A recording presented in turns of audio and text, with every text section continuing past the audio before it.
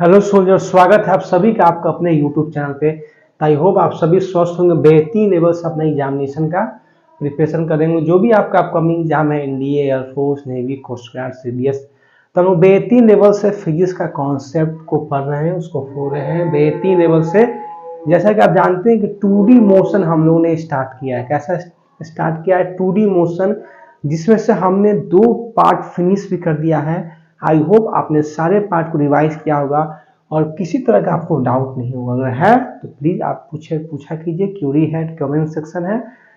तो एक बार सारे बच्चे जय हिंद का कमेंट कर दें और बोल दे yes sir we are ready. आज का क्लास मैं शुरू करूं और एक बार हाई हाउस जोश कमेंट कर दें हाई सर। तो हम लोग बेहतरीन लेवल से अपने आज का क्लास जो है हम लोग सोल्जर्स थर्ड पार्ट पढ़ेंगे अपना सर्कुलर मोशन का, जो कि मोस्ट एंड मोस्ट इंपॉर्टेंट आपका रहेगा एग्जाम के प्रोस्पेक्टिव से। ठीक है, आज हम लोग सुपर से सुपर कॉन्सेप्ट को क्लियर करेंगे। आपका centripetal force, centripetal acceleration, centripetal force, centrifugal force, आपका बैंकिंग ऑफ रोड, ये सारे जितने टॉपिक है, ये सब सारे जो है हम लोग टॉपिक आज क्लियर करेंगे। आज का क्लास मोस्ट इंपॉर्टेंट है।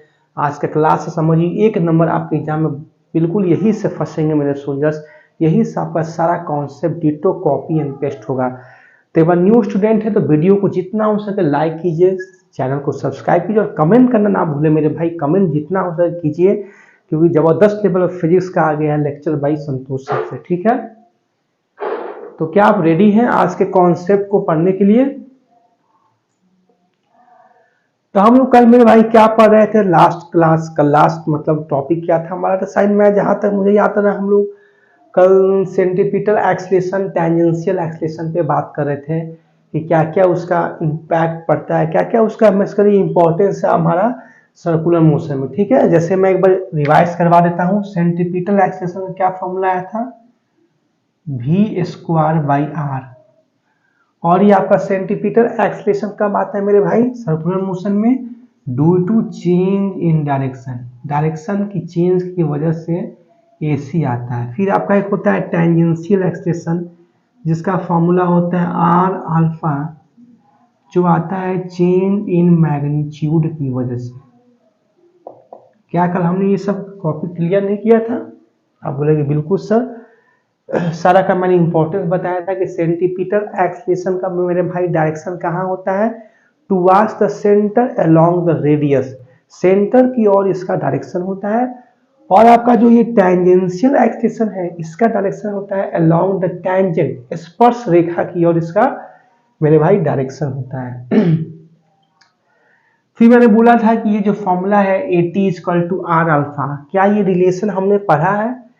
जी, आप बोलोगे बिल्कुल सर पढ़ा है। जब हम लोग लीनियर एक्सलेशन और एंगुलर एक्सलेशन के बीच में बात कर रहे थे तो मैंने ये रिलेशन लिखवाया था कि linear acceleration equal to radial vector into angular acceleration. Yes या नो? आप बोलोगे यस सर। यहाँ पे सिर्फ लीनियर एक्सलेशन की जगह पे AT मैंने लिख दिया है, टेंजेंशियल एक्सलेशन।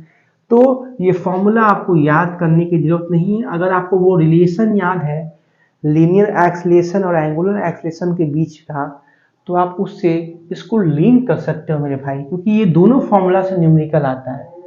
एक और फॉर्मूला होता है ω²r, एक होता है v²/r, एक होता है आपका ω²/r, सेंट्रीपिटल एक्सलेशन का फॉर्मूला। ये हम लोग कल के जो क्लास थे उसको बेहतरीन लेवल से डिस्कस कर रहे हैं। ठीक है, यहाँ तक किसी तरह का क्यूरी डाउट है तो आप पूछ सकते हैं। सेंट्रीपिटल एक्सलेशन, टेंजेंशियल एक्सलेशन और एंगुलर एक्सलेशन तो आप जानते हैं, जब एंगुलर वेलोसिटी में जब चेंज होता है उस चेंज की वजह से एंगुलर एक्सलेशन आपका आता है। ओके, और फिर आपका एक सिंपल एक्सलेशन होता है जो कि वेलोसिटी की चेंज की वजह से आपका आता है।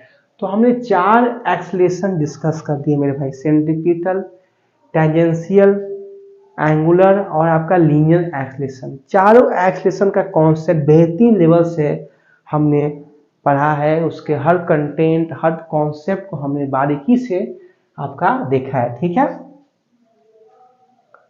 ये मैग्नीट्यूड की चेंज की वजह से आता है, ये डायरेक्शन की चेंज की वजह से आता है। फिर आप मुझे बताइए, अगर यूनिफॉर्म सर्कुलर मोशन हो फॉर यूसीएम, यूसीएम मतलब यूनिफॉर्म सर्कुलर मोशन है तो क्या एसी आएगा? अगर कोई पार्टिकल्स यूनिफॉर्म सर्कुलर मोशन में मूव कर रहा है, यूनिफॉर्म कहने का मतलब है उसका मैग्नीट्यूड फिक्स है, 20 मीटर पर सेकेंड से चल रहा है या 30 मीटर पर सेकेंड से, मतलब कहीं ना कहीं उसका मैग्नीट्यूड फिक्स है, किसमें? In uniform circular motion. तो यूसीएम में आपका एसी आएगा कि नहीं? आप बोलोगे बिल्कुल सर आएगा, क्योंकि एसी को मैग्नीट्यूड से कोई लेना देना नहीं है, एसी को डायरेक्शन से मतलब है। कोई पार्टिकल अगर आपका सर्कुलर मोशन कर रहा है तो उस केस में पार्टिकल्स का हर पॉइंट पे वेलोसिटी बदल रहा है, वेलोसिटी का डायरेक्शन, तो डायरेक्शन चेंज हो रहा है तो आपका एसी आएगा ही आएगा। बात की जाए एटी, क्या टेंजेंशियल एक्सेलरेशन आएगा यूनिफॉर्म सर्कुलर मोशन में? तो मैं बोलूंगा एटी आपका नहीं आएगा। क्यों? क्योंकि पार्टिकल्स यूनिफॉर्म मूव कर रहा है। यूनिफॉर्म मूव करने का मतलब क्या हुआ कि उसका मैग्नीट्यूड चेंज नहीं कर रहा है, जिस वजह से एटी का वैल्यू जीरो होगा। ये बहुत इंपॉर्टेंट पॉइंट है मेरे भाई। अगर कोई पार्टिकल्स यूनिफॉर्म सर्कुलर मोशन कर रहा है तो एसी आएगा, एसी आपका आएगा और एटी का वैल्यू जीरो होगा, एटी आएगा ही नहीं। ठीक है। अगर बात की जाए for non uniform circular motion in UCM में, तो एसी आएगा कि नहीं? कमेंट कीजिए। तो देखिए एसी डायरेक्शन की वजह से आता है, वो यूनिफॉर्म हो या नॉन यूनिफॉर्म सर्कुलर मोशन हो, पार्टिकल्स का हर पॉइंट पे डायरेक्शन चेंज हो रहा है, यस या नो? आप देख सकते हैं फिगर से। तो एसी का आना तय है, वो यूसीएम हो या एनयूसीएम हो। बात है एटी का, एटी आएगा कि नहीं? तो नॉन यूनिफॉर्म सर्कुलर मोशन है तो पार्टिकल्स का मैग्नीट्यूड आपका चेंज हो रहा है, दैट मीन्स उसका एटी आएगा। क्यों? क्योंकि जब जब पार्टिकल के मैग्नीट्यूड में चेंज आया है तब तब आपका एटी आया है, तो एटी आपका आएगा। तो नॉन यूनिफॉर्म सर्कुलर मोशन में एसी भी आएगा और एटी भी आएगा। तो ये दोनों को क्या आपने कॉम्परेटिव स्टडी से समझा?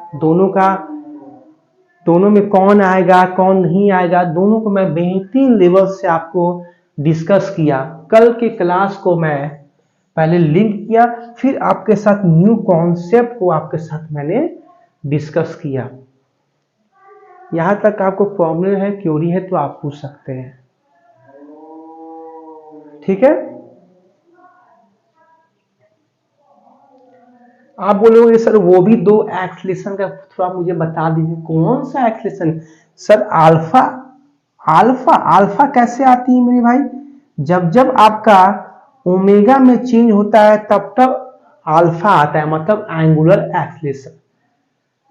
आप बोलोगे सर आप ये दो एक्सलेशन को बात आपने कर लिया यूसीएम और एनयूसीएम में, ये दोनों का भी थोड़ा बता दीजिए कि यूसीएम में अल्फा आएगा कि नहीं आएगा और नॉन यूनिफॉर्म में आएगा या नहीं आएगा।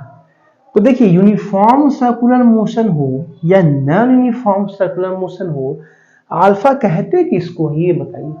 तो अल्फा हमने पढ़ा भी है। अल्फा क्या होता है? आपका एंगुलर एक्सलेशन, कोणीय त्वरण। और एंगुलर एक्सलेशन आपका तभी आता है जब एंगुलर वेलोसिटी में चेंज होता है। जब एंगुलर वेलोसिटी में चेंज होता है, उसका ये फरमाइश नहीं है इसके जैसा सेंटीपीटल और टेंजेंशियल की जैसा कि आप मैग्नीट्यूड चेंज करो तब मैं आऊंगा, डायरेक्शन चेंज करो तब मैं आऊंगा। ये बोलता है कि मैं एक्सलेशन हूं। एक्सलेशन क्या है? एक वेक्टर क्वांटिटी है मेरे भाई। तो जितना वेलोसिटी में चेंज होगा उतना मैं आऊंगा, उस रेट से मैं आऊंगा। जितना वेलोसिटी के रेट में चेंज करोगे, कौन सा velocity? Angular velocity. Angular velocity के जितना आप रेट में चेंज करोगे उतना ही रेट से मैं आऊंगा, उतना ही मेरे अंदर भी चेंज होगा। इसका ये फरमाइश नहीं है कि आप मेरा डायरेक्शन बदलो तो मैं आऊँगा, आप मेरा मैग्नीट्यूड चेंज करो तो मैं आऊँगा। इसका यही एक बस नियम है कि आप ओमेगा में चेंज करो तो मैं आऊँगा, अदरवाइज मैं नहीं आऊँगा। मुझे मैग्नीट्यूड और डायरेक्शन से कोई लेना देना नहीं है, क्योंकि मैं एक वेक्टर हूँ, वेक्टर के पास मैग्नीट्यूड भी होता है और डायरेक्शन भी होता है।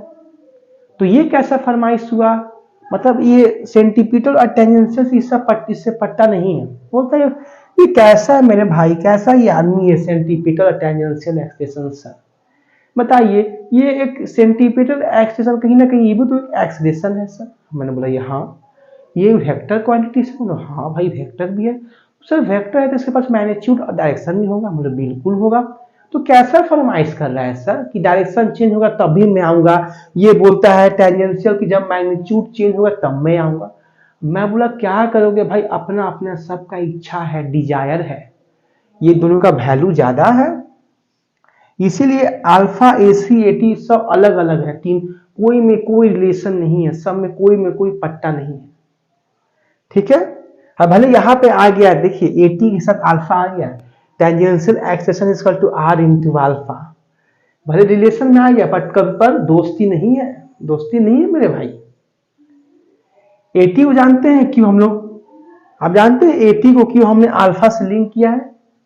क्योंकि यहां पे देखिए इस पॉइंट पे, अगर कोई इस पॉइंट पे है तो वेलोसिटी वेक्टर का डायरेक्शन किधर होगा? क्योंकि मैंने बताया है कि जो आपका एंगुलर वेलोसिटी है जिसको हम ओमेगा से डिनोट करते हैं मेरे भाई, वो क्या है? एक एक्सियल वेक्टर है, एक्सियल वेक्टर जिसका डायरेक्शन अलोंग द एक्सिस होता है। ये बताया है कि नहीं? आपका एंगुलर वेलोसिटी है या आपका एंगुलर एक्सलेशन, ये सब क्या है? एक्सियल वेक्टर है जिसका डायरेक्शन फिक्स होता है। उसका डायरेक्शन कैसे निकालते हैं? राइट हैंड थंब रूल से हम लोग निकालते हैं। अगर कोई पार्टिकल्स ए से बी जा रहा है तो जिधर जा रहा है उधर अपना फिंगर को मोड़ ले, मोड़ने के बाद जो थंब का जो डायरेक्शन आएगा वही उसका डायरेक्शन होगा। तो कोई पार्टिकल मान लीजिए ए से यहां जा रहा है, ऊपर की ओर जा रहा है, तो एंगुलर वेलोसिटी का डायरेक्शन क्या होगा? अपवर्ड होगा। तो सिमिलरली एंगुलर एक्सलेशन का भी डायरेक्शन ऊपर होगा। तो इसीलिए, और आपका ये जो टेंजेंशियल एक्सलेशन है एटी, इसका डायरेक्शन कहां होता है? फिक्स है इसका भी, अलोंग द टेंजेंट, स्पर्श रेखा की ओर। इसीलिए हम लोग एटी को अल्फा से थोड़ा सा लिंक कर दिए हैं। वही देखिए एसी में सेंटीपीटल में अल्फा नहीं आया है, क्योंकि सेंटीपीटल एक्सलेशन का डायरेक्शन कहां होता है? टुवर्ड्स द सेंटर, सेंटर की ओर होता है। और कहा आपका ओमेगा लग रहा है ऊपर की ओर। देख रहे हैं दोनों में 90 डिग्री का एंगल का अंतर है ओमेगा और एसी में। बट वही आपका देखिए एटी का डायरेक्शन और अल्फा का डायरेक्शन, दोनों का डायरेक्शन सेम ही लगभग होता है। ठीक है। इसीलिए इस रिलेशन को हमने फॉर्मूला के रूप में लिखा है a t equal to R alpha. तो मैं एक एक कॉन्सेप्ट को पूरा उसको निचोड़ रहा हूं, उसके बेस से मैं उसको खंखोर के आपके सामने प्रस्तुत कर रहा हूं मेरे भाई। आप देख रहे हो इस लेवल का कंटेंट आपको कहीं नहीं मिलेगा, जिस लेवल से मैं बेस से चल रहा हूं। हर कॉन्सेप्ट को आपके साथ, हर डाउट को आपके साथ मेरे भाई क्लैरिफाई कर रहा हूं। ठीक है। अब आइए हम लोग क्या पढ़ रहे थे? अल्फा क्यों, अल्फा कब आता है? जब आप ओमेगा में चेंज करोगे। ओके, बताइए यूनिफॉर्म सर्कुलर मोशन कर रहा है तो ओमेगा क्या है? एक वेक्टर है, एंगुलर वेलोसिटी है, तो इसके पास दो चीज है, मैग्नीट्यूड और डायरेक्शन। यूनिफॉर्म मोशन कर रहा है, यूनिफॉर्म सर्कुलर, तो मैग्नीट्यूड फिक्स है और साथ में डायरेक्शन भी फिक्स है। कहाँ है? अलोंग द एक्सिस होता है, मतलब इसका मैग्नीट्यूड भी फिक्स और डायरेक्शन भी फिक्स। तो आपका अल्फा कहां से आएगा? जब ओमेगा वेलोसिटी ही नहीं चेंज हो रहा है तो आपका अल्फा कहां से आ जाएगा मेरे भाई? अल्फा के लिए ओमेगा का चेंज होना जरूरी है। यूनिफॉर्म सर्कुलर मोशन में मैग्नीट्यूड भी सेम है और इसका डायरेक्शन भी सेम है ओमेगा का, अलोंग द एक्सिस। तो अल्फा कहां से आएगा? अल्फा आपका जीरो हो जाएगा। तो यूनिफॉर्म सर्कुलर मोशन में एटी भी जीरो, अल्फा भी जीरो और एसी का वैल्यू आएगा, क्योंकि एसी डायरेक्शन की चेंज की वजह से आता है। डायरेक्शन हर पॉइंट पे पार्टिकल्स का चेंज हो रहा है, क्योंकि ये 2D मोशन कर रहा है, ये एक प्लेन में मोशन कर रहा है। ठीक है।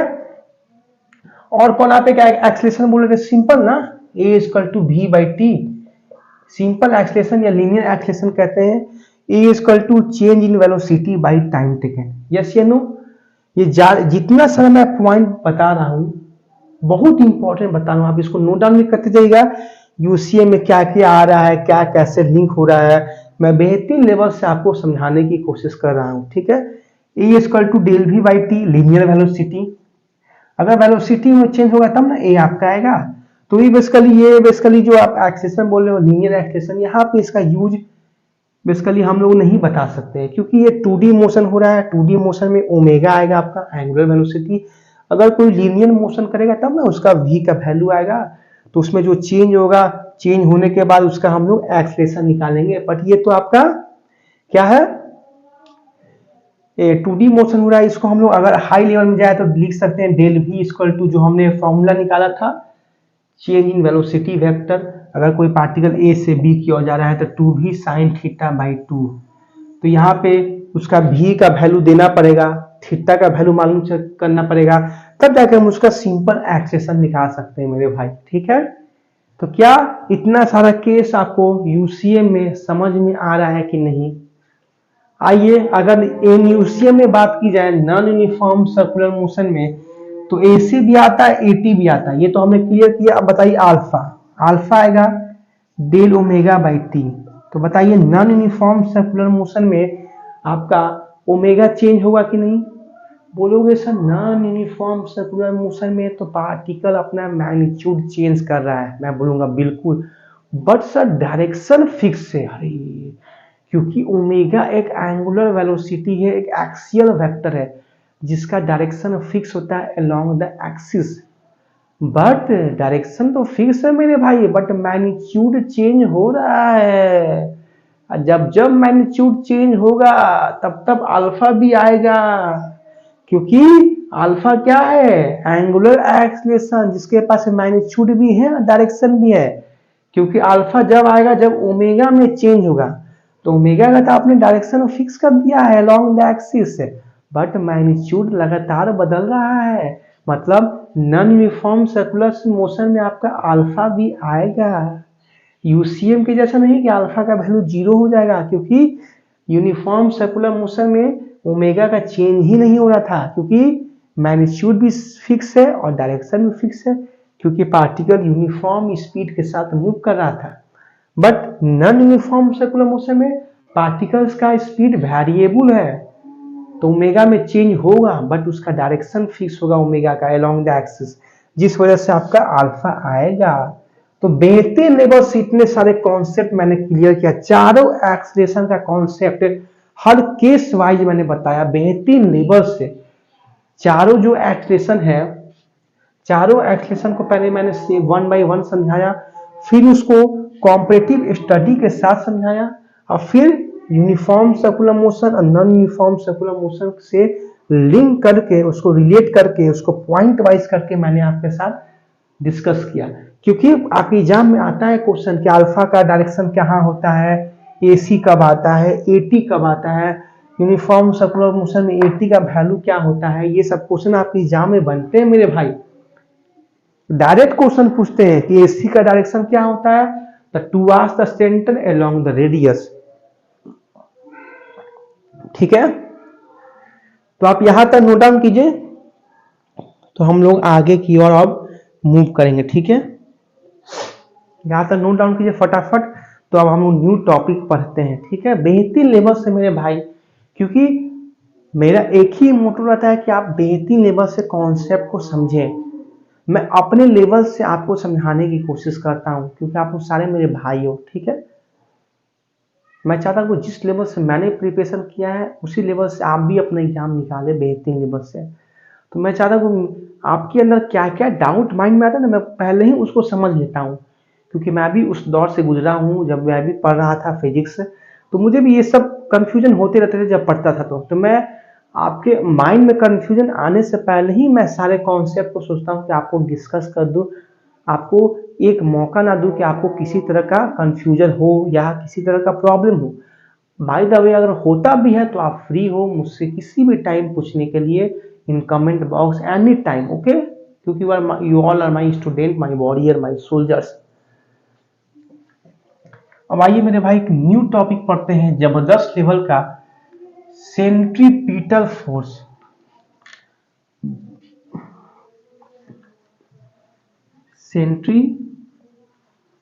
Centripetal force.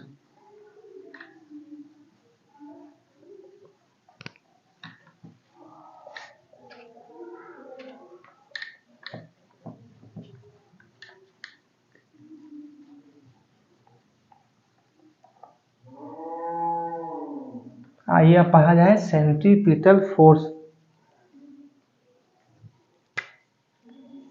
Centripetal force, centripetal force. Force तो जानते होंगे मेरे भाई, बल। आपने लोअर क्लास में डिफिनेशन में पढ़ा होगा, force can be defined as push और पुल।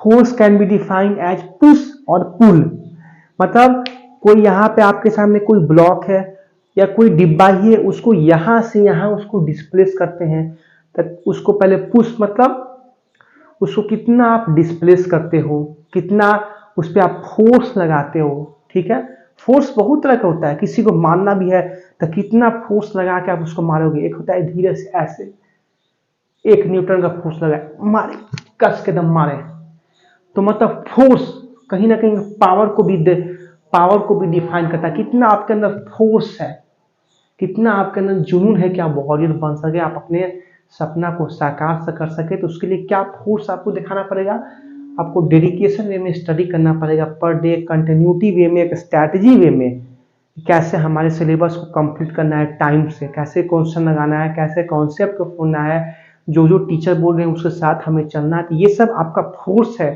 ये सब आपका पावर होना चाहिए जो आपको एक मोटिवेट करे आगे बढ़ने के लिए। तो वही मोटिवेशन आपको सक्सेस दिलाएगी। ठीक है मेरे भाई, ये बात मेरे याद रखिएगा।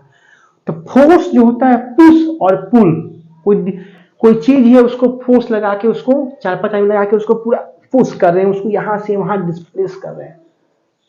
अब वो हम लोग वर्क पावर नजीम पढ़ेंगे कि 4-5 आदमी जो है किसी एक चीज को वहां से हटा के वहां पे रख रहा है, तो काम कर रहा है कि नहीं काम कर रहा है, कितना वर्क हो रहा है या वर्क नहीं भी होता है, तो वो सब तो हम लोग वर्क पावर नजीम पढ़ेंगे।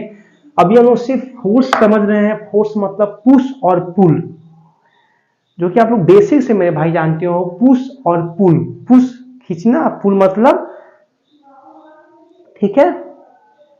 फिर मैंने एक आपको देसी एग्जांपल दे दिया, कितना फोर्स आप किसी को मार रहे हो। तो ये सब तो अपना मतलब देसी स्टाइल चलते रहता है मेरे भाई, ये सब तो क्योंकि हमें रटना नहीं है, चीजों को विजुलाइज करना है मेरे भाई, उसको समझना है। ठीक है, अब एग्जांपल कोई आपका ये ब्लॉक ही है, इस ब्लॉक को आप कितना फोर्स लगाकर, कितना फोर्स लगा के आप इसको डिस्प्लेस करोगे यहाँ से यहाँ, तो कहीं ना कहीं आप उस पर फोर्स लगाओगे तब ना होगा।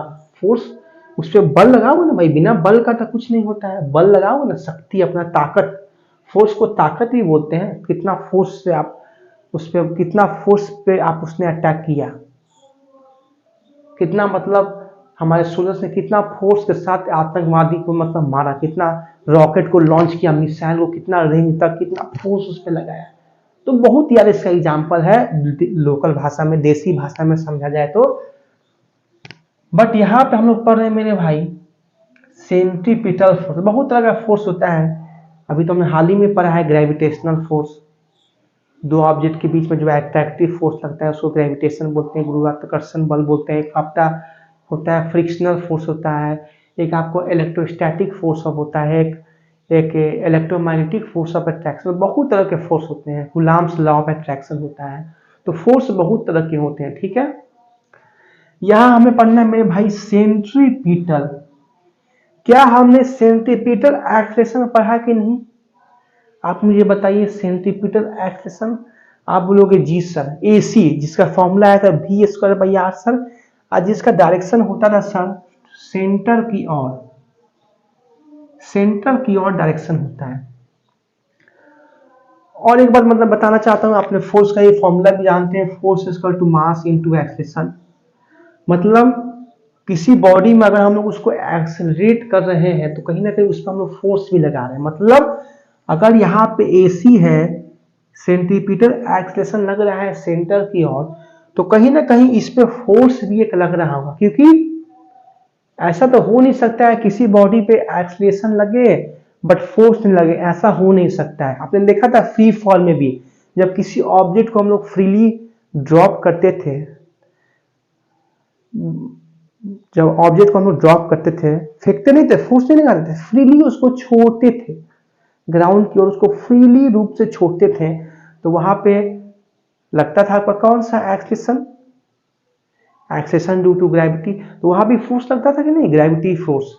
हालांकि वहां पे हम लोग अदर फोर्स को नेग्लेक्ट कर दिए थे, आपका रेसिस्टेंस फोर्स हो गया, रेसिस्टेंस फोर्स और जितने सारे एक्सटर्नल फोर्स है, सिर्फ हम लोग ऐसी एक ही फोर्स को देख रहे थे जो कि हमारा था ग्रेविटेशनल फोर्स। तो कहीं ना कहीं मैं एक बात कहना चाहता हूं कि किसी ऑब्जेक्ट पे अगर एक्सलेशन लग रहा है तो फोर्स भी लगा ही होगा, क्योंकि फोर्स है तो अभी आपका एक्सलेशन है, और फोर्स और एक्सलेशन का डायरेक्शन भी सेम दिशा में होता है। ये नहीं कि आपका एक्सलेशन इधर लगे तो फोर्स इधर लगे, ऐसा नहीं हो सकता है।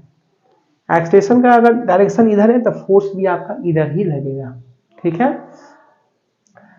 तो सेंटर की ओर आपका एक एक्सलेशन लग रहा है, सेंटीपीटल एक्सलेशन, जब कोई पार्टिकल सर्कुलर मोशन कर रहा है तो मैं बोला हूं इधर एक फोर्स भी लग रहा होगा जिसको बोलेंगे एफसी, सेंट्रीपिटल फोर्स।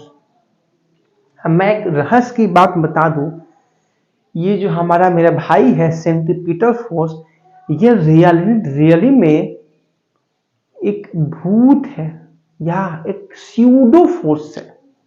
मैं लिखना चाहूंगा स्यूडो फोर्स, मतलब ऐसा फोर्स जो कभी किसी को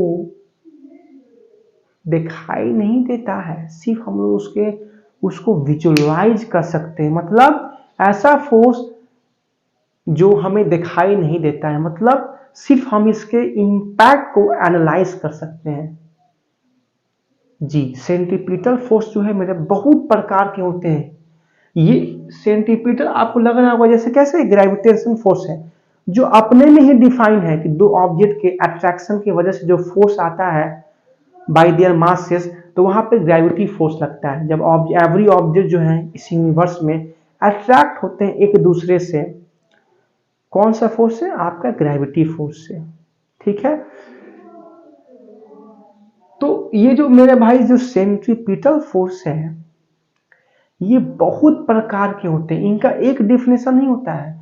इनका जो फॉर्म देखा जाए, इनके प्रकार देखा जाए तो बहुत प्रकार के हैं, मतलब अपने में ही बहुत सारे रूप हैं। अभी आप समझिएगा जो मैं ये लाइन बोला हूं, अपने में ही बहुत सारे रूप है। जैसे आप सिंपल समझ, जैसे एक लड़का है तो उसको कोई जगह पे उसको कोई राम भी बोल रहा है, कोई श्याम भी बोल रहा है, कोई लक्ष्मण भी बोल रहा है, कोई कुछ भी बोल दे रहा है, मतलब सोहन मोहन कुछ भी बोल रहा है, मतलब उसका जहां जा रहा है ना वैसा उसका नाम बदल जा रहा है।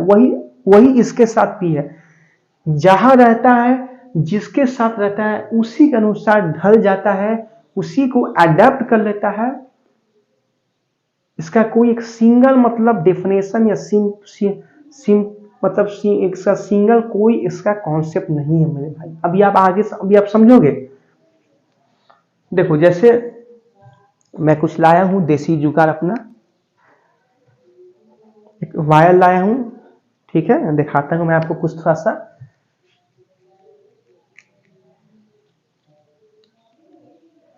मान लो ये कुछ हमारा एक थ्रेड, मतलब ये सामान मतलब कुछ एक मेटालिक ऑब्जेक्ट है, मतलब कुछ सॉलिड ऑब्जेक्ट है, ठीक है। स्टोन तो पत्थर मिला नहीं, तो मतलब कुछ भी एक ऑब्जेक्ट है जिसको हमने इस थ्रेड से, मान के चलो थ्रेड है, इससे हमने बांध दिया है। अब हम लोग क्या कर रहे हैं, इसको सर्कल में मूव करा रहे हैं, सर्कुलर मोशन करवा रहे हैं। देख रहे हैं, सर्कुलर मोशन दो तरह के हो सकते हैं भाई मेरे, देखिए, एक हॉरिजॉन्टल ऐसे, एक ऐसे, देख रहे हैं हॉरिजॉन्टल, और एक आपका देखिए एक ऐसे आपका, इसको बोलेंगे वर्टिकल, और ये हमारा हो गया हॉरिजॉन्टल। ये हमारा कैसे हो गया, देखिए ये हमारा क्या हो गया, हॉरिजॉन्टल सर्कुलर मोशन, देख रहे हैं हॉरिजॉन्टल। अब वर्टिकल बोला जाए तो वर्टिकल ये आपका देखिए, ये हमारा वर्टिकल सर्कुलर मोशन। तो मैं कह रहा हूं कि अगर मैं इसको देख रहे हैं सर्कुलर मोशन करा रहा हूं, ये भी जो ऑब्जेक्ट है, ये जो मैं ऑब्जेक्ट को जो देख रहे हैं आप सर्कुलर मोशन में करवा रहा हूं, एक मिनट, ये जो मैं ऑब्जेक्ट को आप देखिए, ये जो मैं ऑब्जेक्ट को सर्कुलर मोशन करा रहा हूं, तो ये कैसे मूव कर रहा है मेरे भाई? तो आप बोलोगे सर ये रस्सी से बंधा हुआ है या थ्रेड से, या जो भी मेटल वायर है उससे बंधा हुआ है सर। मैं बोलूंगा ठीक है बंधा हुआ है, बट कहीं ना कहीं स्ट्रिंग में टेंशन लग रहा है कि नहीं? ये जो वायर है, इस वायर में टेंशन प्रोवाइड कर रहे हैं कि नहीं? आप लोग टेंशन, टेंशन तो हम लोग सर देसी भाषा में जाने एग्जाम हो जाता है सर, तो टेंशन एक माइंड में हो जाता है कि कितना मतलब पढ़ना है यार, टेंशन हो गया सही में एग्जाम समय। तो टेंशन उसको होता है जो मतलब पढ़ता नहीं है। जो कॉन्फिडेंट होते हैं, जो डेली बेसिस पे अपना पढ़ाई को कंटिन्यू करते हैं, वो कभी भी टेंशन नहीं होता है, वो कॉन्फिडेंट रहते हैं। तो वो टेंशन की मैं बात नहीं कर रहा हूं, ये टेंशन को बोलते हैं सपोर्ट। सपोर्ट, ये जो स्ट्रिंग, जो ये जो मतलब ऑब्जेक्ट है, इससे बंधा हुआ है, तो कहीं ना कहीं हम इस पे टेंशन प्रोवाइड कर रहे हैं ये ऑब्जेक्ट पे। क्योंकि अगर देखिए इस ऑब्जेक्ट को हमने इससे बांध दिया है, सपोज बांध ही दिया है, तो क्या ये मूव कर रहा है? नहीं। इसको मूव करवाने के लिए हम इस वायर में टेंशन दे रहे हैं, मतलब कहीं ना कहीं इस पे हम लोग एक फोर्स लगा रहे हैं मेरे भाई। जी हाँ, जब तक इसको फोर्स नहीं लगाएंगे तो ये मूव नहीं करेगा, और जब ये मूव नहीं करेगा तो जो ऑब्जेक्ट इससे बंधा हुआ है वो भी सर्कुलर मोशन नहीं करेगा। देख रहे, हमने टेंशन छोड़ दिया, हमने इसको फोर्स लगाना छोड़ दिया, तो ये अपना रुक गया। अगर इसको धीरे मूव करवाएंगे तो धीरे मूव करेगा, अगर इसको स्पीड बढ़ाएंगे तो देख रहे हैं स्पीड फटाफट मूव करेगा। तो दैट मीन्स ये जो ऑब्जेक्ट है जो सर्कुलर मोशन कर रहा है, तो सर्कुलर मोशन करने के लिए कहीं ना कहीं हम इस पे फोर्स लगा रहे हैं। इससे बंधा हुआ है तो बांध दिए, बांध देने के बाद क्या ये मूव कर रहा है? नहीं कर रहा है। जब तक हम लोग इस पे फोर्स नहीं लगा रहे हैं, इस ये जो आपका वायर है, या इस पे हम लोग टेंशन नहीं दे रहे हैं, कुछ सपोर्ट फोर्स नहीं जनरेट करेंगे, तब तक क्या ये मूव करेगा? आप बोलोगे बिल्कुल नहीं। मतलब ये जो ऑब्जेक्ट है ये मूव कर रहा है, क्यों? क्योंकि due to tension in the wire या tension in the string. String पे हम एक टेंशन प्रोवाइड कर रहे हैं, स्ट्रिंग पे एक हम लोग फोर्स लगा रहे हैं, तब जाकर ये मूव कर रहा है। आपने प्रैक्टिकल भी देख लिया मेरे भाई, क्योंकि हमें देसी स्टाइल समझाना ज्यादा पसंद आता है, ठीक है, देसी स्टाइल। तो अभी तो ब्लैक मार्कर मेरे इस पे इसके साथ अटैच, तो अभी मैं उसको लिख नहीं रहा हूं, उसको अभी आराम करने दे रहा हूं। कभी भाई तुम लगे रहो, तुम अपना मोशन करते रहो, जब भी तुम्हारा टाइम आएगा बच्चे लोग को दिखा देना अपना मोशन, ठीक है। तो सेम जो आपने देखा, ये जो वायर है, ये जो वायर है जो जो मूव कर रहा है, देखा ये जो वायर है, सपोज कीजिए इस वायर के साथ मैंने एक ऑब्जेक्ट को अटैच कर दिया है, अब इसको मैं सर्कुलर मोशन करा रहा हूं, तो कहीं ना कहीं ये जो टेंशन है, टेंशन इन वायर या स्ट्रिंग, टेंशन प्रोवाइड कर रहे हैं, तब ना जाके ये जो ऑब्जेक्ट जिसको हमने इससे बांधा है, तब ना जाके ये मूव कर रहा है सर्कुलर मोशन में। अगर इसको नहीं हम टेंशन देंगे, नहीं इस पे फोर्स जनरेट करेंगे, तो क्या ये ऑब्जेक्ट आपका सर्कुलर मोशन करेगा? मैं बोलूंगा, ये आप बोलोगे बिल्कुल नहीं सर। तो दैट मीन्स जब जब ऑब्जेक्ट आपका सर्कुलर मोशन करता है, तो कहीं ना कहीं हम लोग एक उसको फोर्स लगाते हैं, उसको फोर्स देते हैं, ठीक है। जैसे आपने अभी देखा, किसी किसी वायर पे हमने किसी ऑब्जेक्ट को जो है अटैच किया, उसको सर्कुलर मोशन करवा रहे हैं, तो हम लोग उस पर एक फोर्स लगा रहे हैं। फोर्स लगाने का मतलब हम उस पर टेंशन दे रहे हैं, उस पर सपोर्ट फोर्स जनरेट कर रहे हैं, टेंशन इन वायर। बिना टेंशन का, बिना सपोर्ट का, वो जो वायर से जो अटैच है ऑब्जेक्ट, वो तो मूव करेगा नहीं। तो दैट मीन्स जो हमारा सेंट्रीपिटल फोर्स है मेरे भाई, यही आपका फोर्स है। जब कोई भी ऑब्जेक्ट आपका मूव करता है ना, तो एक यही फोर्स आता है, सेंट्रीपिटल फोर्स। देखिए यहां पे बेसिकली जो वायर के साथ जो आपका ये ऑब्जेक्ट अटैच था, वो मूव कर रहा था, तो मेन रीजन क्या था? Due to tension in the wire. Wire पे हम लोग टेंशन दे रहे थे, वायर को हम लोग सपोर्ट फोर्स दे रहे थे। तो tension in the string, tension in string is equal to F C. देख ले, अभी से ही सेंट्रीपिटल फोर्स ने अपना रूप बदलना शुरू कर दिया है। मैंने बोला था इसका एक रूप नहीं है, इसका बहुत रूप है, इसका कोई सिंगल कॉन्सेप्ट नहीं है। मैं बेहतरीन लेवल से आपको सेंट्रीपिटल फोर्स को समझा रहा हूं। तो यहां पे बेसिकली क्या था, टेंशन इन स्ट्रिंग। अगर हम लोग उस वायर में अगर टेंशन नहीं देते तो क्या वो स्टोन या जो ऑब्जेक्ट उससे बंधा हुआ है क्या मूव करता? मैं बोलता बिल्कुल नहीं। तो टेंशन इन स्ट्रिंग देने का मतलब है कि हम उस पर एक फोर्स लगा रहे हैं और वही फोर्स सेंट्रीपिटल फोर्स है। अब फोर्स का क्या फॉर्मूला होता है, मास इनटू एक्सलेशन। और कौन सा एक्सलेशन लगेगा, एसी लगेगा कि एटी। तो देख रहे यही हमारा ऑब्जेक्ट था, इसको हम लोग सर्कुलर मोशन करा रहे हैं। तो देखिए इसका कैसे डायरेक्शन हो रहा है, देखिए सर सेंटर की ओर जो है, देख रहे हैं सेंटर की ओर फोर्स लग रहा है, सेंटर की ओर आप देख सकते हैं, सेंटर की ओर। इसका डायरेक्शन होता है टुवर्ड्स द सेंटर, मतलब सेंटर की ओर देख रहे हैं मूव कर रहा है, मतलब तो कौन सा एक्सीलरेशन हम लोग लेंगे, एसी लेंगे। एम और एसी का फॉर्मूला क्या होता है, वी स्क्वायर बाई आर। जबरदस्त लेवल का एक फॉर्मूला मिला, सेंट्रीपिटल फोर्स का formula M V square by R, M V square by R, ठीक है, M V square by R, ठीक है। देख रहे हैं ये स्टोन जो है, ये ऑब्जेक्ट जो है इस वायर से कैसे मूव कर रहा है, क्योंकि हम लोग उस स्ट्रिंग पे, उस वायर पे टेंशन जनरेट कर रहे हैं। टेंशन जनरेट करने का मतलब है हम लोग फोर्स लगा रहे थे। मैंने बोला कि उस फोर्स का क्या नाम है, सेंट्रीपिटल फोर्स, क्योंकि हम लोग उसको घुमा रहे हैं। आपने देखा तो कहा फोर्स लग रहा है, सेंटर की ओर लग रहा है, तो इसीलिए मैंने बोला कि वो सेंट्रीपिटल फोर्स है। फिर मैंने बोला कि सेंट्रीपिटल फोर्स या कोई भी फोर्स उसका फॉर्मूला क्या होता है, मास इनटू एक्सीलरेशन। कौन सा हम लोग यहाँ पे एक्सीलरेशन लेंगे अपना एसी, क्योंकि सेंटर की ओर फोर्स लग रहा है तो एक्सीलरेशन भी एसी लेंगे। और ये मैंने जितना भी बात की सारा एक्सपेरिमेंटली बात किया, कोई भी आपको रटवाया नहीं, एकदम देसी स्टाइल का एग्जांपल दिया हूं जो आप खुद समझ सकते हो मेरे भाई, बेहतरीन लेवल का, ठीक है।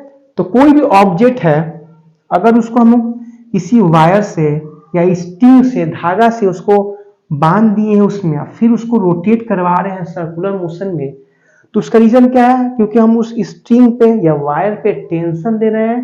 कहने का मतलब उस पर फोर्स लगा रहे हैं, कौन सा फोर्स, सेंट्रीपिटल फोर्स, जिसका वैल्यू होगा M V square by R. तो आप एक बात समझे ना कि यहाँ पे देखिए सेंट्रीपिटल फोर्स ने अपना रूप बदला कि नहीं। मेन रीजन तो यही था कि ये जो वायर है, वायर में जो ऑब्जेक्ट को मैंने अटैच किया है वो क्यों मूव कर रहा है, क्योंकि स्ट्रिंग में टेंशन है। स्ट्रिंग में टेंशन क्यों हुआ, क्योंकि वहां पे कहीं ना कहीं फोर्स जनरेट हो रहा है। मतलब टेंशन इन स्ट्रिंग वही आपका फोर्स है।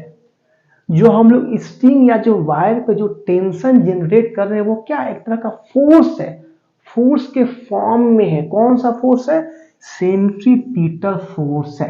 कौन सा फोर्स है मेरे भाई, सेंट्रीपिटल फोर्स है।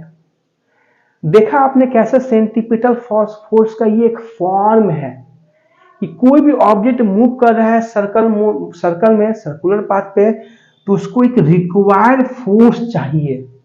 कोई भी ऑब्जेक्ट अगर आपका सर्कुलर मोशन कर रहा है तो उसको एक रिक्वायर्ड फोर्स चाहिए मूव करने के लिए, वही फोर्स को बोलते हैं सेंट्रीपिटल फोर्स।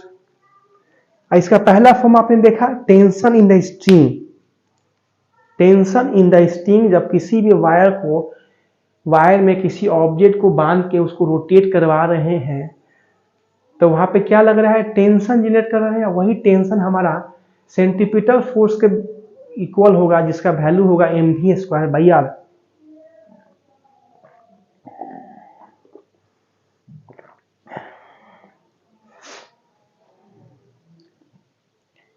जितना ही ज्यादा टेंशन लीजिएगा, देख रहे हैं कि देखिए मूव कर रहा है कि नहीं।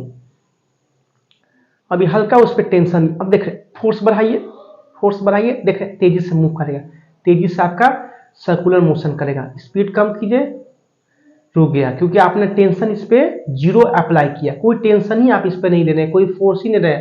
फोर्स बढ़ाइएगा तो ऑब्वियसली ये जो है सर्कुलर मोशन करेगा। ओके, हॉरिजॉन्टल सर्कुलर मोशन देख रहे हैं, हम इसको करवा रहे हैं।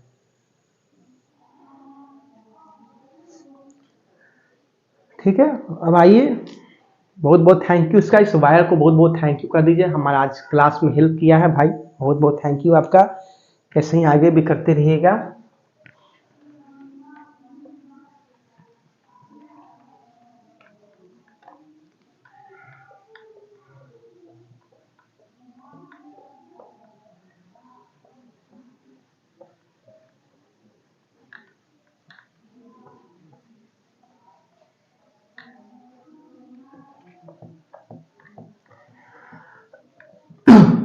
तो ये तो भाई मेरे भाई सेंटीपिटल का फोर्स का पहला फॉर्म था, टेंशन इन द स्ट्रिंग। जब किसी भी वायर में कोई ऑब्जेक्ट को अटैच किए हैं, उसको सर्कुलर मोशन करवा रहे हैं, तो कौन सा फोर्स लगेगा? सेंटीपिटल फोर्स, जो कि टेंशन इन द स्ट्रिंग जो लग रहा है, स्ट्रिंग में जो टेंशन, वो किसके फॉर्म में आ रहा है? सेंटीपिटल फोर्स के फॉर्म में। और मैं आपको एग्जांपल दे रहा हूं, देखिए, ये आपका होता है एटम। इस एटम के, ये मान कर चलिए ये एटम है, इसके अंदर न्यूक्लियस होते हैं, जिसके न्यूक्लियस में कौन रहता है? न्यूट्रॉन और प्रोटॉन। इलेक्ट्रॉन इस नाभि के चारों ओर रोटेट करता है कि नहीं? न्यूक्लियस में कौन रहता है आपका? प्रोटॉन और न्यूट्रॉन, और उसके चारों ओर इलेक्ट्रॉन कंटिन्यूअसली रोटेट करता है कि नहीं? कंटिन्यूअस रोटेट करता है, क्योंकि इलेक्ट्रॉन का नेगेटिव चार्ज होता है और प्रोटॉन का पॉजिटिव चार्ज होता है। तो देख रहे हैं, जब इलेक्ट्रॉन भी जब मोशन कर रहा है तो एक सर्कुलर पाथ बना रहा है कि नहीं? आप बोलोगे बिल्कुल बना रहा है। तो मैंने बोला कि जब भी कोई ऑब्जेक्ट सर्कुलर मोशन कर रहा है तो उसको एक फोर्स चाहिए। अब वो फोर्स कौन सा होता है? सेंट्रीपिटल फोर्स होता है, जो को कितने भी प्रकार के हो सकते हैं, कई प्रकार के हो सकते हैं। यहां पे सेंट्रीपिटल फोर्स कौन प्रोवाइड कर रहा है मेरे भाई? तो मैं बोलूंगा Coulomb's law of attraction, electrostatic force of attraction जिसको बोलते हैं। मतलब प्रोटॉन का पॉजिटिव चार्ज और इलेक्ट्रॉन का नेगेटिव चार्ज, वही पॉजिटिव और नेगेटिव चार्ज उसको बांध कर रखे हैं, एकजुट करके रखे हैं, जिस वजह से इलेक्ट्रॉन न्यूक्लियस के अराउंड रोटेट कर रहा है। अगर वो इलेक्ट्रोस्टैटिक फोर्स ऑफ अट्रैक्शन नहीं रहता, तो जिसका फॉर्मूला होता है KQ1 इंटू Q2/r², हम लोग पढ़ेंगे, क्लास 12 का पहला चैप्टर है इलेक्ट्रोस्टैटिक्स, उसमें पढ़ेंगे कूलम्ब्स लॉ। तो KQ1 इंटू Q2/r²। तो मेरा कहने का मतलब है कि यहाँ पे जो इलेक्ट्रॉन्स को एक रिक्वायर्ड सेंटीपिटल फोर्स मिल रहा है, वो कौन सा रिक्वायर्ड सेंटीपिटल फोर्स है जिस वजह से इलेक्ट्रॉन न्यूक्लियस के चारों ओर रोटेट कर रहा है? तो वो आपका है Coulomb's law of attraction. That means electrostatic force of attraction जो प्रोटॉन और इलेक्ट्रॉन के बीच में लग रहा है। प्रोटॉन पॉजिटिव चार्ज और इलेक्ट्रॉन आपका नेगेटिव चार्ज, तो पॉजिटिव और नेगेटिव के बीच में अट्रैक्शन होगा ही, बस वहां पे हम लोग लगा दिए इलेक्ट्रोस्टैटिक। क्यों इलेक्ट्रो कहने का मतलब है? क्योंकि ये चार्ज पार्टिकल्स हैं, तो इलेक्ट्रोस्टैटिक, और वो भी जो चार्ज है वो रेस्ट में है। Electrostatic force of attraction, Coulomb's law of attraction. तो जिस वजह से इलेक्ट्रॉन न्यूक्लियस के चारों ओर रोटेट कर रहा है, तो यहाँ पे जो आपका सेंटीपिटल फोर्स है वो इलेक्ट्रोस्टैटिक फोर्स ऑफ अट्रैक्शन की वजह से आ रहा है। तो देखा आपने, जिस तरह जब भी कोई ऑब्जेक्ट आपका सर्कुलर मोशन करता है तो उसको मेरे भाई एक फोर्स चाहिए। अब वो फोर्स क्या होता है? सेंटीपिटल फोर्स होता है।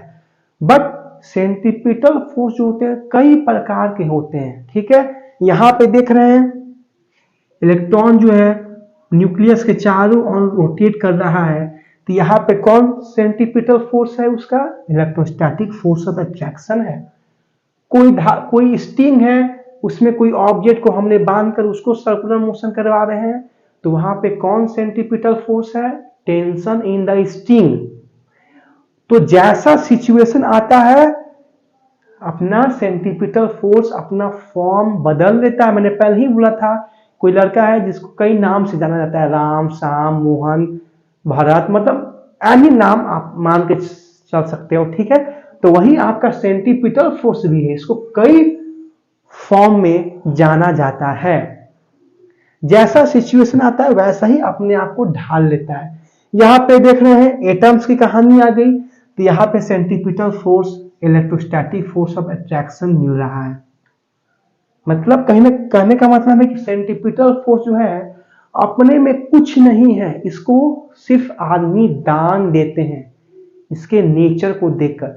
वहां पे टेंशन इन द स्ट्रिंग था उसका सेंट्रीपिटल फोर्स। जब किसी भी वायर में किसी ऑब्जेक्ट को हम लोग मूव करवा रहे हैं, या इसको बोलते हैं विल्ड, WHIRLED, विल्ड जब उसको करवा रहे हैं किसी स्टोन को थ्रेड में बांधकर, तो वहां पे कौन सा सेंट्रीपिटल फोर्स आ रहा है या कौन सा फोर्स आ रहा है?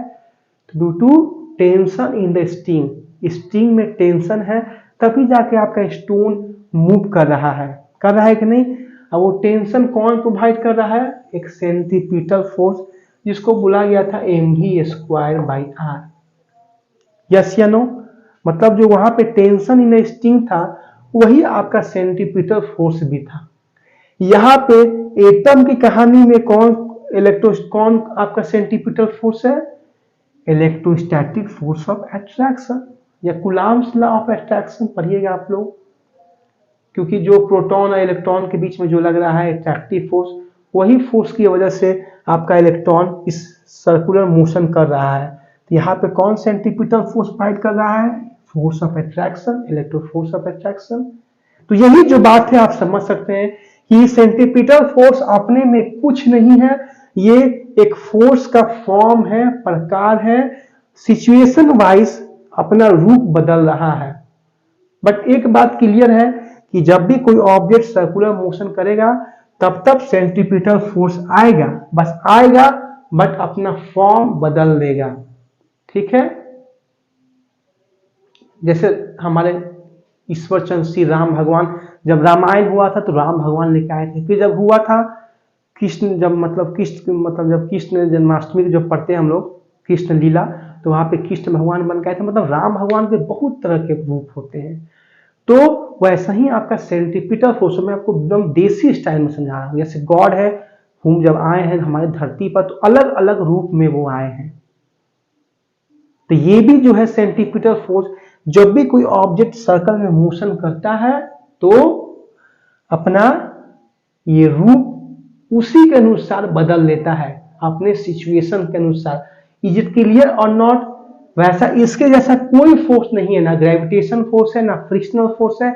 सारा अपने में ही डिफाइन होते हैं, सारा का एक ही डिफिनेशन होता है, बट इसका फॉर्म बदलते रहता है सिचुएशन के अनुसार, सर्कुलर मोशन के अकॉर्डिंग।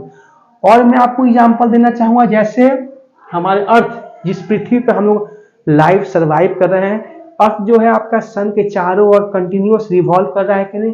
क्यों रिवॉल्व कर रहा है? क्या उसको मैग्नेटिक चुंबक क्या लगा हुआ है सन के साथ कि वो रोटेट कर रहा है सन के चारों ओर? बताइए। मैं बोलूंगा कि वो भी एक सन के चारों ओर रोटेट कर रहा है, तो सर्कुलर मोशन कर रहा है कि नहीं? आप बोलोगे बिल्कुल सर। तो जब भी कोई ऑब्जेक्ट सर्कुलर मोशन कर रहा है तो उसको एक रिक्वायर्ड सेंट्रीपिटल फोर्स चाहिए। वहां पे कौन उसको फोर्स दे रहा है? Gravitation force, attraction force. वहां पे आपका ये फोर्स नहीं लग रहा है टेंशन इन द स्ट्रिंग वाला या कूलॉम्स अट्रैक्टिव फोर्स। वहां पे सिर्फ एक ही फोर्स काम कर रहा है, जो कि है ग्रेविटेशन फोर्स ऑफ अट्रैक्शन, जो सन जो है और अर्थ दोनों को एक दूसरे के साथ बांध कर रखा है। तभी आपका अर्थ कंटिन्यूअस बिना रुके हुए उसके चारों ओर रिवॉल्व कर रहा है, कंटिन्यूअस। देखते हैं कभी उसको रुके हुए? कभी देखिएगा उसका एनिमेशन ग्राफिक्स, या कभी ऐसा गूगल में देखिएगा, कंटिन्यूअस रिवॉल्व कर रहा है बिना रुके हुए। तो क्यों? क्योंकि सन और जो अर्थ है उनके बीच में एक स्ट्रॉन्ग बॉन्डिंग है, स्ट्रॉन्ग ग्रेविटेशनल फोर्स वर्क कर रहा है। देख रहे हैं वहां पे सेंट्रीपिटल फोर्स का फॉर्म बदल गया।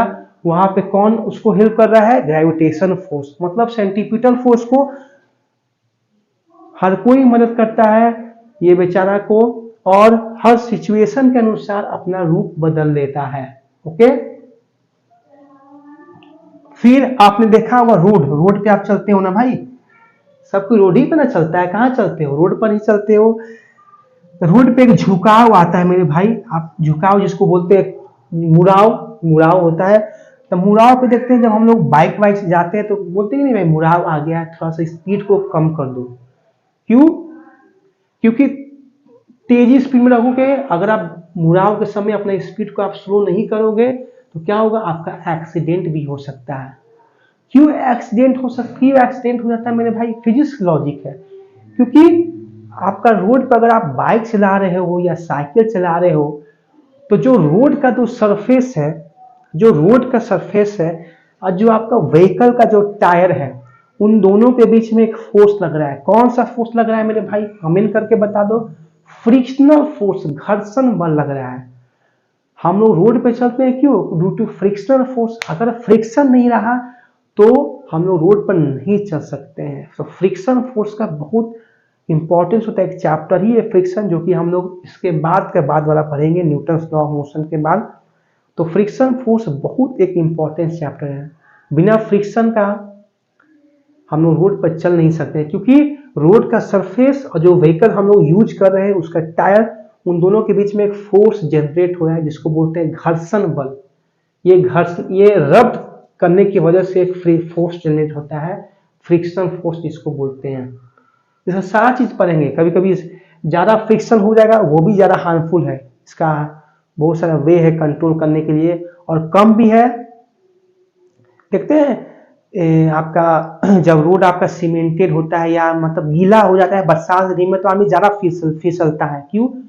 व्हीकल से ज्यादा, मतलब जब आपका वेट हो जाता है, रोड सरफेस भींगा हो जाता है या सीमेंटेड हो जाता है। क्यों? क्योंकि वहां पे फ्रिक्शन हमें कम मिलता है। तो मेरा यहाँ पे कहने का मतलब है मुड़ाव के पास हमें अपनी स्पीड को कम रखना चाहिए, क्योंकि अगर स्पीड हम लोग ज्यादा रखेंगे मुड़ाव के पास, क्योंकि मुड़ाव के पास मुड़ रहे हैं तो कहीं ना कहीं एक हम लोग सर्कुलर मोशन कर रहे हैं। मुड़ाव के पास हम लोग टर्निंग के पास मुड़ रहे हैं तो एक सर्कुलर मोशन कर रहे हैं। आप बोलोगे बिल्कुल सर, तो जब सर्कुलर मोशन कर रहे हैं तो वहां भी एक रिक्वायर्ड सेंट्रीपिटल फोर्स होगा। वहां कौन फोर्स आपको प्रोवाइड करता है, दैट इज फ्रिक्शनल फोर्स। मतलब रोड के टर्निंग के पास जब हम लोग मुड़ते हैं तो कहीं ना कहीं एक सर्कुलर मोशन करते हैं। जब भी आदमी ऑब्जेक्ट सर्कुलर मोशन करता है तो उसको एक रिक्वायर्ड सेंट्रीपिटल फोर्स चाहिए। अब वहां पे कौन फोर्स प्रोवाइड कर रहा है, फ्रिक्शनल फोर्स, जो कि रोड के सरफेस और टायर के बीच में लग रहा है जो आप व्हीकल यूज कर रहे हो।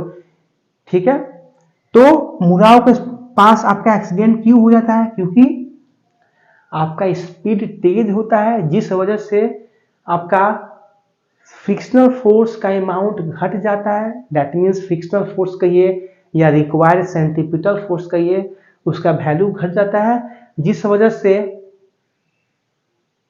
आपको रिक्वायर्ड सेंट्रीपिटल फोर्स नहीं मिल पाता है, जिस वजह से आपका एक्सीडेंट हो जाता है और आपका मुंह कान फट जाता है, टूट जाता है। इसीलिए मुड़ाव के पास हमें अपनी स्पीड को कम रखना चाहिए, स्लो।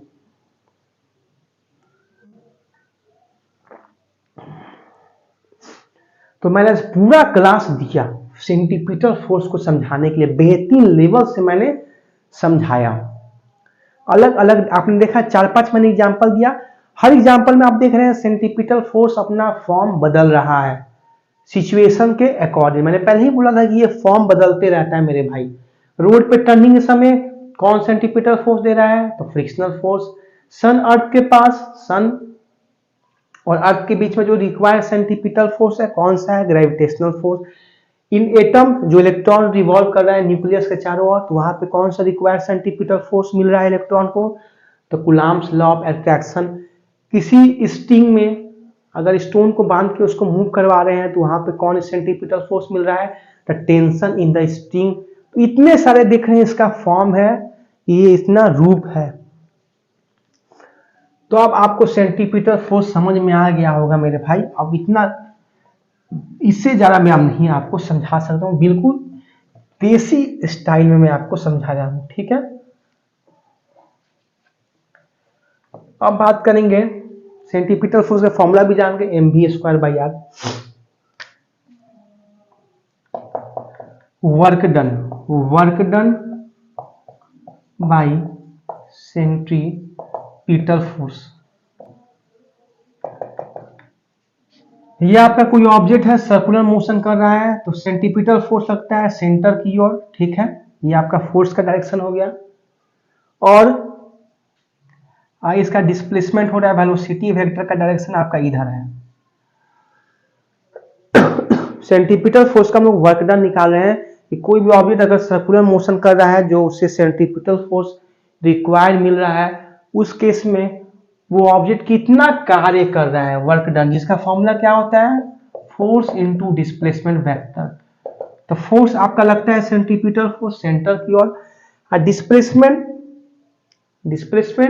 देख रहे हैं ऊपर की ओर, क्योंकि यहाँ पे पार्टिकल का वेलोसिटी का डायरेक्शन क्या है, डिस्प्लेसमेंट का डायरेक्शन ऊपर की ओर। तो देखिए दोनों के बीच में कितना एंगल बन रहा है, 90 डिग्री। तो FC into S into cos 90 that is equal to 0। मतलब सेंटीपिटल फोर्स के में जो सेंटीपिटल फोर्स से जो ऑब्जेक्ट मूव करता है सर्कुलर मोशन, उसमें वर्क डन कितना आता है, वर्क डन का वैल्यू 0। कोई कार्य नहीं होता है सेंटीपिटल फोर्स में। कोई कार्य ही नहीं होता है। मतलब इलेक्ट्रॉन जो है न्यूक्लियस के चारों ओर रोटेट कर रहा है, जो उसको रिक्वायर्ड सेंटीपिटल फोर्स मिल रहा है किस फॉर्म में, कूलम्ब्स लॉ ऑफ अट्रैक्शन की वजह से, प्रोटॉन और इलेक्ट्रॉन के बीच में अट्रैक्शन फोर्स की वजह से। तो वो जो इलेक्ट्रॉन है चारों ओर जो रोटेट कर रहा है एक न्यूक्लियस के, तो वो कोई कार्य ही नहीं कर रहा है। बताइए, झूठ मूठ का रोटेट रिवॉल्व कर रहा है। मतलब कोई उसमें का वर्क डन कोई पूछे, सिर्फ ऐसे ऐसे आपको सिर्फ ऐसे घूम रहा है, कोई कार्य नहीं कर रहा है, नो वर्क डन, झूठ मूठ का अपना पसीना बहा रहा है। तो वर्क डन 0। यहां भी स्टिंग में जो टेंशन दे रहे थे तो स्टोन मूव कर रहा था या ऑब्जेक्ट, कोई वर्क डन नहीं कर रहा था, सिर्फ ऐसे ही घूम रहा था। तो याद रखिएगा सेंटीपिटल फोर्स में वर्क डन आपका 0 आता है, ठीक है। तो इसको रिवाइज कीजिएगा मेरे भाई, इस क्लास को बेहतरीन लेवल से मैंने आपको समझाया है। और अभी डाउट बच भी जाएगा तो मैं कल क्लियर करूंगा इसको, इसी के साथ मैं क्लास को कल कंटिन्यू करूंगा। तो किसी तरह का डाउट है तो आप प्लीज पूछा कीजिए, और कमेंट एक कीजिएगा कैसा आपका क्लास लगा। बेहतरीन लेवल से मैंने आपको सेंटीपिटल फोर्स समझाया है, ठीक है। हर एग्जाम्पल के साथ आपको समझाया है। तो अपना ख्याल रखिएगा, स्वस्थ रहिए, पढ़ते रहिए। बाय बाय, जय हिंद स्टूडेंट्स।